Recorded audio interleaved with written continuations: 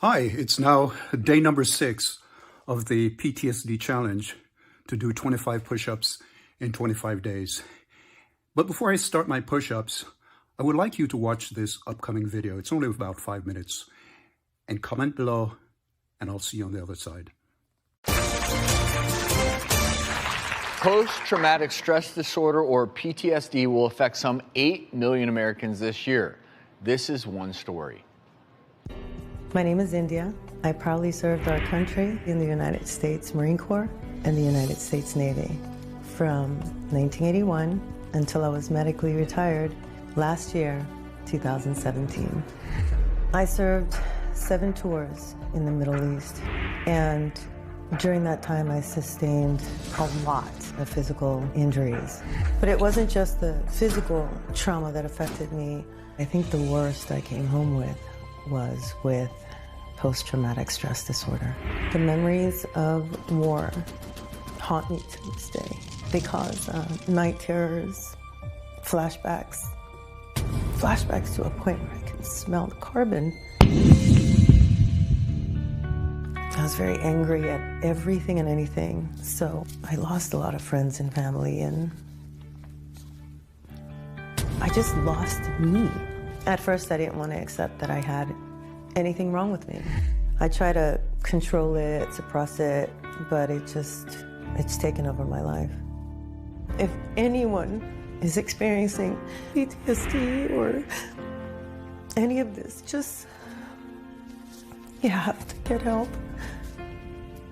Otherwise, you're going to go through years of hell for no reason. India's story is just one example of how and why a person may suffer from PTSD. Dr. Freda Lewis-Hall, the Chief Medical Officer of Pfizer, is back to help us explore this often misunderstood condition. Welcome back. Thank you. PTSD is a potentially debilitating mental condition that occurs in people who have experienced or witnessed a traumatic event. Now, many people only associate PTSD with military combat, as in India's case.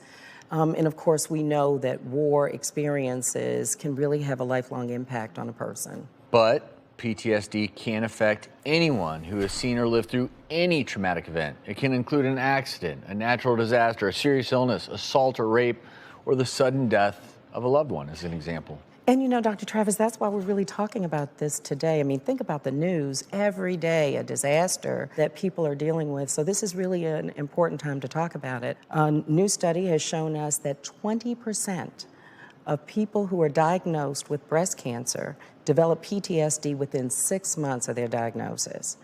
And a lot of people think of PTSD as a man's disease. Turns out that in general, women are twice as likely to develop PTSD. That means about 10% of women will go on to develop PTSD at some time in their lives, and that's compared to about 4% of men. It is important, of course, to make the distinction between PTSD versus the acute stress reaction that may follow a traumatic event. For a true PTSD diagnosis, symptoms must last more than 1 month. And these symptoms usually begin within 3 months after the traumatic event. But here's the thing, they can often show up years later. So Dr. Freda, let's talk about some of the most common symptoms of PTSD. You can kind of categorize them in 4 types. So the first is re-experiencing. You heard India talk about flashbacks, bad dreams. The second is avoidance. People who have PTSD tend to avoid things, places, even thoughts that might remind them of the traumatic event. The third is arousal and reactivity. Now, that really points to being easily startled or feeling on edge a lot, having difficulty sleeping, or having angry outbursts. And then last but not least is cognition or thinking and mood. Some people say they have a difficult time remembering things, or they may be experiencing low mood, sadness, and sometimes guilt. And let's not forget that PTSD can be really hard on children. Youngsters may stop talking, constantly act out the scary event, wet the bed, or become unusually clingy with a parent as a result of some traumatic event. The good news is PTSD can be treated and managed with therapy, medications, and self-empowerment strategies. Companion animals, as an example, may help soothe some of the symptoms. So if you think you or a loved one may have PTSD, do talk to your healthcare practitioner. They can determine if the symptoms are due to PTSD or potentially something else. You do not have to suffer with this alone. There is so much help available. There are community organizations, veterans groups. There are organizations that pull together people where they have similar traumas and understand the nature of this condition, and they stand ready to help as well. And we've put together some information and some resources on gethealthystayhealthy.com. And so people can go there for that information. And while they're there, they can sign up for our monthly newsletter. Well, thank you, Dr. Freda. Thank and you. I should say, we're certainly grateful to you, India, for your service to our country and for sharing your story with us.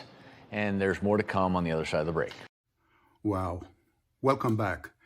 And yes, there's a way in which you can help, and that's by sharing the resources provided in this video. Now, let's get busy.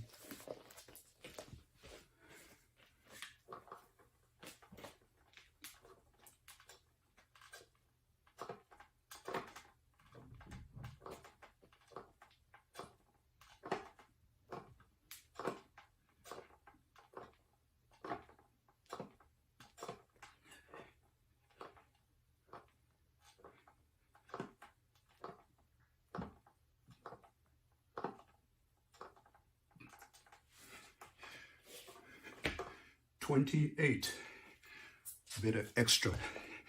Anyway, guys, have a great day and make today count. Take care.